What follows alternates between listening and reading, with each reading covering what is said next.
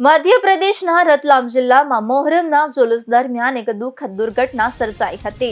જુલુસમાં લઈ જવામાં આવી રહેલ તાજિયા હાઈ ટેન્શન પાવર લાઇનને અડકી જતા તેને લઈ જતા લોકોને વીજ કરંટ લાગ્યો હતો। આ બનાવમાં 3 લોકોના મોત થયા હતા, જ્યારે 12 થી વધુ લોકો ઇજાગ્રસ્ત થયા હતા।